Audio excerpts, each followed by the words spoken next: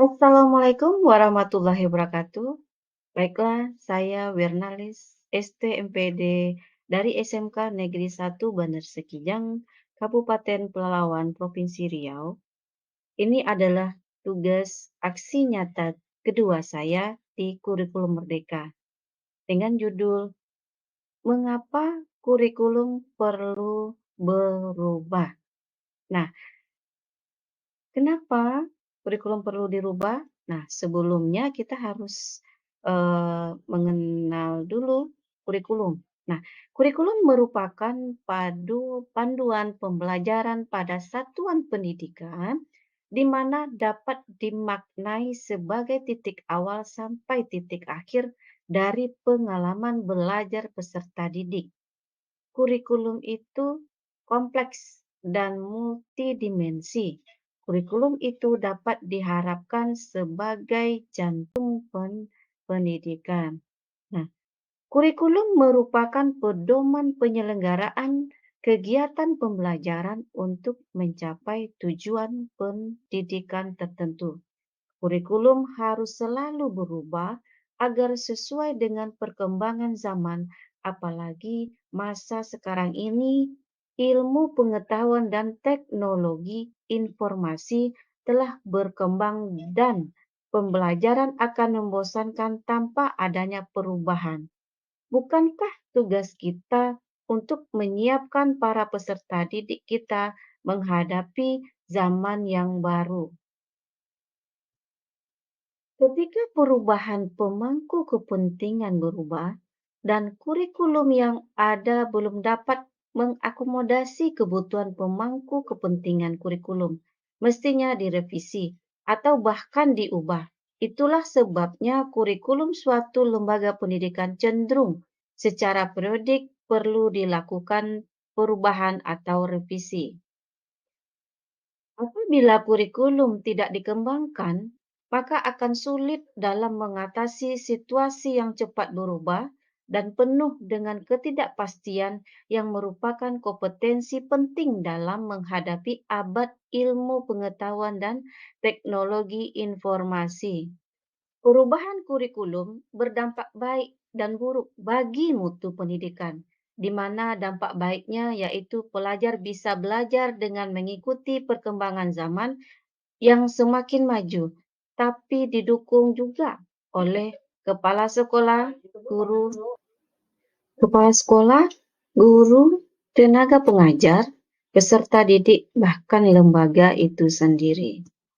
Kurikulum itu berubah karena harus disesuaikan dengan kebutuhan siswa yang disesuaikan dengan perkembangan zaman.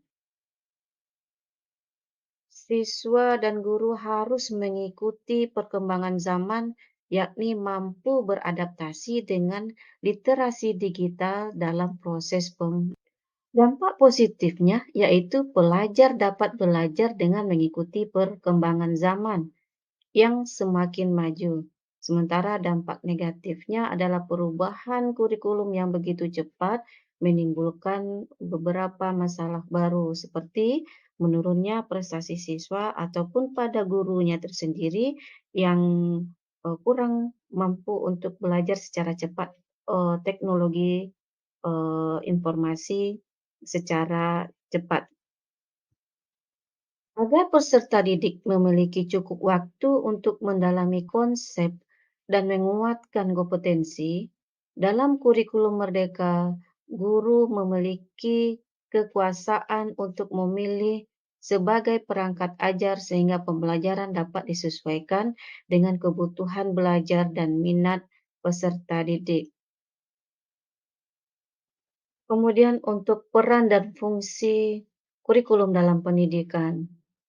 Kita ketahui bahwa untuk peran kurikulum merupakan sebagai pedoman dan acuan dalam pembelajaran. Sementara untuk fungsi kurikulum memandu dalam proses belajar peserta didik. Kemudian menurut komponen kurikulum menurut Ralph Taylor, tujuan, konten, metode, evaluasi. Kemudian apa pentingnya perubahan kurikulum? untuk menyesuaikan dengan kebutuhan peserta didik dan perkembangan zaman. Kurikulum yang baik adalah kurikulum yang sesuai dengan zamannya dan terus dikembangkan atau diadaptasi sesuai dengan konteks dan karakteristik peserta didik demi membangun kompetensi sesuai dengan kebutuhan mereka kini dan masa depan. Jadi, dapatkah kurikulum berubah?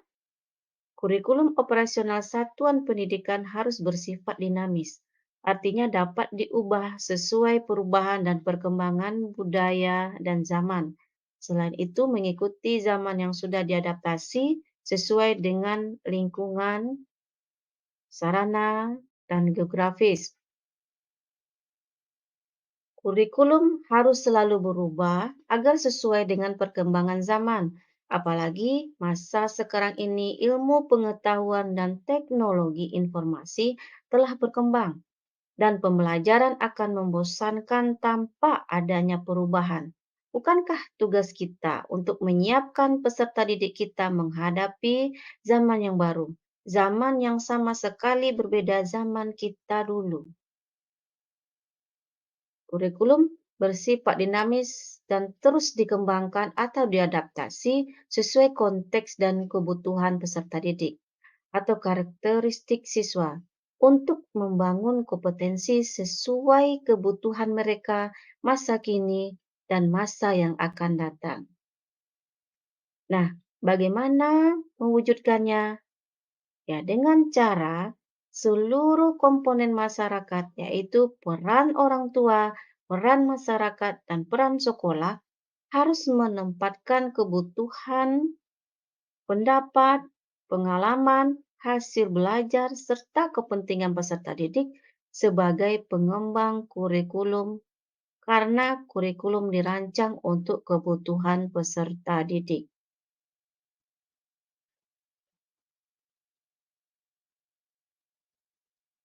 Menurut Ki Hajar Dewantara, maksud pendidikan adalah menuntun segala kekuatan kodrat yang ada pada anak-anak agar mereka dapat mencapai keselamatan dan kebahagiaan yang setinggi-tingginya, baik sebagai manusia maupun sebagai anggota di masyarakat.